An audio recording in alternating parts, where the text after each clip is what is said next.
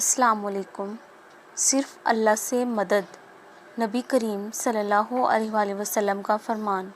سیدنا ابن عباس سے روایت ہے کہ میں ایک دن نبی کریم صلی اللہ علیہ وآلہ وسلم کے پیچھے سوار تھا تو آپ صلی اللہ علیہ وآلہ وسلم نے فرمایا، تو جب سوال کرے تو اللہ سے سوال کر اور جب مدد مانگے تو اللہ سے مدد مانگ۔ ناممکنات اور ممکنات محض آپ کے ذہن کا تصورات ہیں۔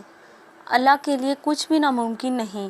دعا کی قبولیت تو تمہارے یقین کے دھاگے پر ٹکی ہے۔ تم جیسا اس سے گمان رکھو گے وہ ویسا ہی تم سے پیش آئے گا۔ اگر تہجد میں کوئی خاص بات نہ ہوتی تو اللہ کیوں تہجد پڑھنے والوں کے لیے پہلے آسمان پر آتا، صرف یہ پوچھنے کے لیے کہ انہیں کیا چاہیے۔ اللہ ان کی دعائیں 7 آسمانوں کے پار سے بھی سن سکتا ہے، لیکن پھر بھی اللہ ان سے ملاقات کے لیے تشریف لاتا ہے۔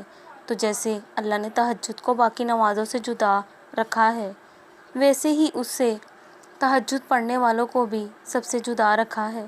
اللہ تہجد پڑھنے والوں کو سب سے خاص رکھتا ہے اور ان کے لیے ایسے معجزے ہیں جو کسی کے لیے نہیں۔ اب اللہ 7ویں سے پہلے آسمان پر اپنے بندوں کو خالی ہاتھ لوٹانے تھوڑی نہ آتا ہے۔